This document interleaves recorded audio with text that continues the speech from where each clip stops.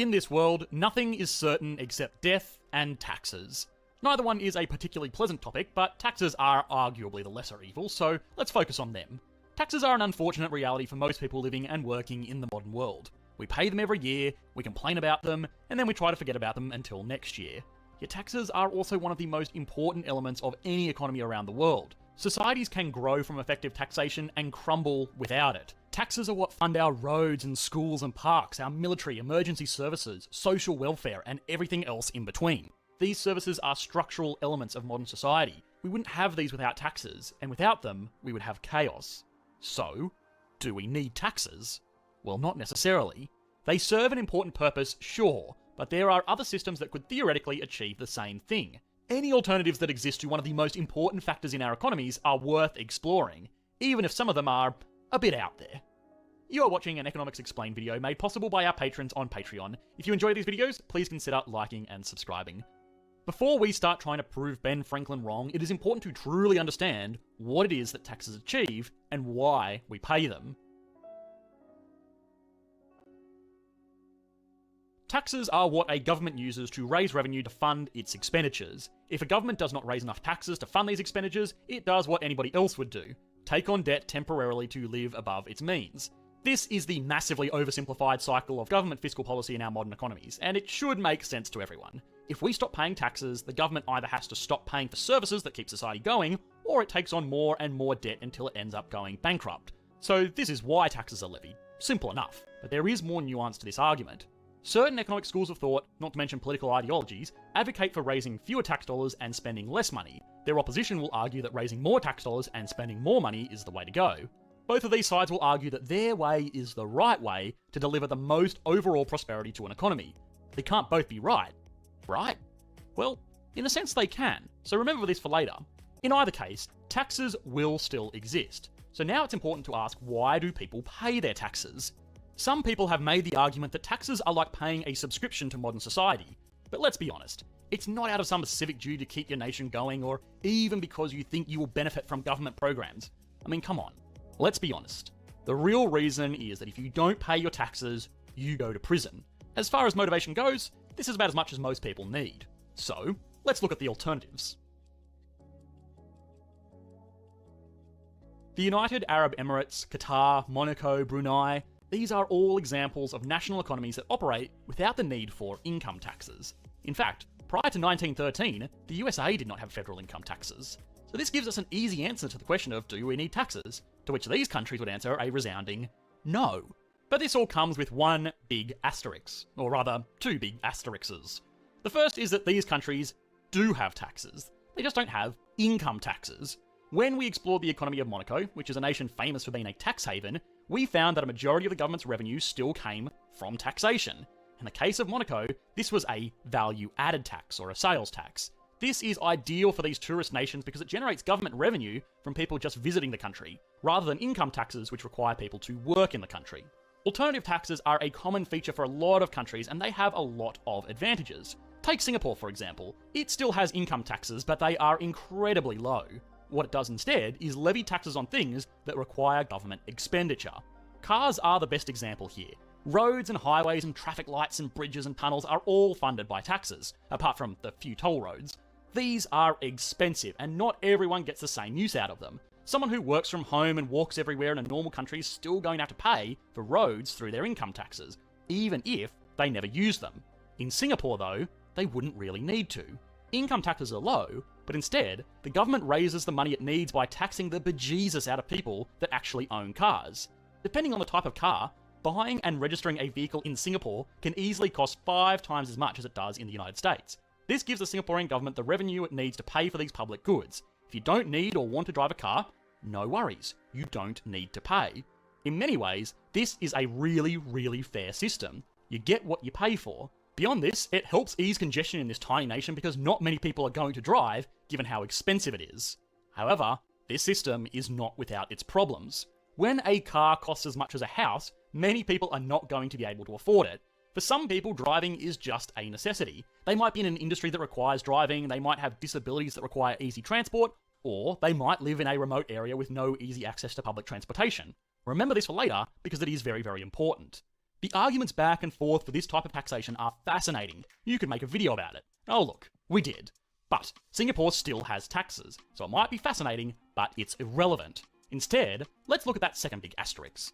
The other countries that get away without charging taxes have some alternative form of revenue. More often than not, it's natural resources. By substituting tax revenue with oil revenue, these countries can still provide all of the amenities one would expect in a regular old tax-paying country. Even places like Alaska do not need to charge state taxes. In fact, they go beyond this and disperse a share of this oil revenue amongst its residents of the state. So you could call this negative taxes, or social welfare. It depends on your flavour of politics, I suppose. The problem here, of course, is that a country needs natural resources to substitute tax revenue with natural resource revenue. Another big problem is that this kind of is taxation. In theory, the natural resources of most countries belong to the people of that country. Taking away natural resources to sell is no different from taking away cash. In both instances, a government is taking an asset away from the people to pay for public expenditures. Of course, people will feel direct taxation a lot more than natural resource sell-offs, but it is still important to consider for the sake of our question here. So maybe the problem here is the assumption that governments need revenue at all. You have probably asked this question as a kid. Why does the government not just print money to pay for everything it needs? Now, we tend to scoff at this question and just say, "'cause inflation," which is not incorrect, but it's not the whole story. In reality, there is not much stopping a government like the US conjuring cash into existence to pay for everything it needs. Logistically, this is what it already does. If Uncle Sam needs to write a check, he does so by snapping his fingers and hey presto, there's some money. If you did this indefinitely, you would eventually introduce more and more and more money into the economy. Cash is an asset like any other. Its value is determined by supply and demand. The only reason this gets confusing is that we normally express the value of an item as a nominal cash value. Outside of this, if you have more money being pumped into the economy, it will cause inflation because the supply rises, although it will do it slowly. What a country like this would need is a way to drive up demand for the currency to ensure that it stays in line with this increased supply. The easiest way for a government to ensure that there is a consistent demand for its currency is to force the citizens of the nation to deliver a portion of this currency back to them at the end of every year, as taxes. This whole system of taxation and money creation is called modern monetary theory. Subscribers to this theory will argue that, in theory, a government, especially a government like the United States, can just keep on printing money. So long as they can find a way to ensure that people still demand the currency, they can create this money to pay for your roads, schools, and whatever else you want. Actually maintaining that demand without taxation is the hard part, and of course, if not done properly, you are going to get hyperinflation. Hyperinflation is straight up not a good time, so eventually this type of system is bound to become unstable. Hopefully, that isn't a huge surprise to too many people. Okay, so this is all not looking so great for our do we need taxes question, but so far we have held on to the assumption that we actually need government expenditure, or for that matter, governments at all. What would happen if we let go of all of these assumptions?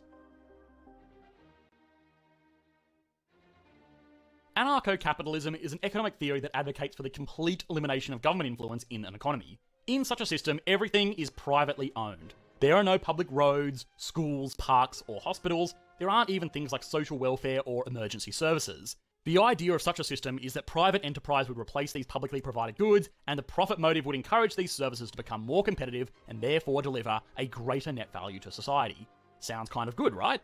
Well, the first thing it does is eliminate taxes. If there are no governments, there are no governments to raise taxes. So, mission accomplished, I guess. Beyond this, it must be recognised that there are some legitimate advantages to such a system. An individual would only ever have to pay for something that they actually wanted or needed, and they could be relatively confident that they could be getting a good price for their purchase so long as there is still competition in this market. There are actually examples of society like this scattered throughout history, the most prominent of which were medieval European free cities. These were places operated by merchants and were ultimately run purely for the profits of the individuals making them up. The whole idea of purely unrestrained capitalism has some really interesting thought experiments. The first is that of disabilities. In a purely capitalistic society, someone who is born with or develops a disability is going to be less productive and therefore less economically valuable as an individual. It sounds horrible, but it's true. In extreme cases, they may not be able to make enough money to feed or clothe themselves, so they would just die. A huge assumptive leap here is that even the most hardcore free market economists would see this as a negative outcome. So what are the alternatives? Well, insurance. Social Security is kind of like the price we pay to ensure that if we lose our job or get sick or injured, that we won't starve. An insurance company could provide this same service. You could insure yourself against getting injured or developing an illness or even having a child that requires constant care. What's more is that you could tailor this cover. If you are an incredibly wealthy person and you lose your job today, you are just not going to be able to support your lifestyle on Social Security checks. So even though you contributed more in taxes throughout your good years, you are going to be the same as everyone else in your bad years. In our hypothetical anarcho-capitalist society, this kind of person would likely pay a higher insurance premium, but in return, if they lost their job, they could have elected for a policy that provides them with a higher payout figure. Beyond that, if you are happy to take the risk, you could just not pay the premiums and save the extra money, or really hope that you don't find yourself out of work. The same kind of private sector switcheroo can be done with almost anything that a modern government provides. This is similar in many ways to the specific expense allocation we saw in Singapore earlier, just dialed all the way up to the extreme. Private everything. Toll roads, private schools, private hospital, everything is for sale. This all starts to run into some problems though with indiscriminate goods. This is a street lamp. They cost about $2,000 on average to erect and they consume about $100 per year in electricity to keep going. Beyond that, there are maintenance costs and a few other incidental expenses. All in, they are not a cheap item. Chances are, most of us take street lamps completely for granted, but they do serve a really important purpose. They illuminate otherwise dark streets, providing safety to cars and pedestrians navigating the area at night. But it would be really hard to provide a street lamp in a purely profit-driven society. You can't really stop someone from basking in the light of a street lamp, and because of that, it's hard to charge someone money to provide this service. Why would I pay for something if you can't stop me taking it for free? Because there is no profit motive, there is no product, which means that this society may have to go without the service that provides a direct, tangible benefit. The same thing is true on a larger scale with things like emergency services and military protection. A private military may be employed to protect the assets of an individual in an area, but in doing so, they are indirectly protecting the assets of everybody else in that area. Therefore, by the same logic, nobody would want to foot the bill to pay for it, and it would not be provided. This gets even worse when you consider the other type of indiscriminate good, the bad type.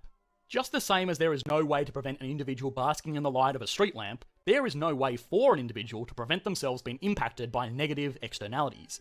In this type of society, people are driven by profits exclusively. Many profit-generating industries produce a lot of pollution. In a world like ours, with regulatory bodies, there is some level of control around this. We limit where factories and power stations can be set up and also control what kind of pollution they can leak out into the environment. If these regulatory bodies didn't exist, well then it would potentially be down to private militaries to regulate and enforce these types of externalities. Very quickly you arrive at an outcome where rich people just declare war on things to get their way, which is a real dicey reality to be living in. A solution to all of this is to set up communities that address the problems of these indiscriminate goods. It's hypothetically possible that a company could establish an area where people could live separately from negative externalities and be provided with things like street lamps. Residents of this city would have to pay a subscription, but they get the benefit of having a lot of this stuff sorted out by default. This is also a way to ensure that everyone is chipping in for a military which would keep this area safe and secure, and in the event that someone didn't pay their subscription, they would also be responsible for forcibly removing them from the area. But if you haven't realised by now, this company is basically just a government with taxes with more steps. Anarcho-capitalism is an amazing theory to explore, but most of the time you manage to work your way back to the status quo. The truth is that most products and services are best delivered by corporations with a profit motive, the same way that there are products and services best delivered by governments simply looking to retain power. The exact place to draw the line between businesses and government services is the real debate, but it almost certainly does not lie at either extreme of the scale. This is one of those things that I'm expecting some pushback on. There are passionate advocates for a totally free market, so I put it on you. How would you structure the economy of a perfect society? The best answer will get featured in the next video on this subject, and if the answer is really fantastic, we will explore this hypothetical country, just like one of our normal country videos, over on our second channel. So leave your comments in the comment section below, guys. Nobody enjoys paying taxes, and that's not because it's money out of your wallet. A lot of people really enjoy spending money. People don't enjoy paying taxes because it's money out of their pockets going towards something they wouldn't have otherwise spent their money on. Tax dollars often aren't going to directly improve the quality of life of the people paying them, but they do materially improve society. So long as it is agreed that there are items that would not be provided by private businesses in a competitive market, and that those items do have value, we will need a collective organisation to supply those goods. The most prominent collective organisations we have in the world are governments. And the best tool these governments have available to them to raise revenue is taxes. There are alternatives, but they have their limitations. Do we need to tax as much as we do? Well, no, maybe not. Are there better taxes to levy in smarter ways? Almost definitely. But do we need taxes? Well, they are the worst possible solution, apart from all of the alternatives.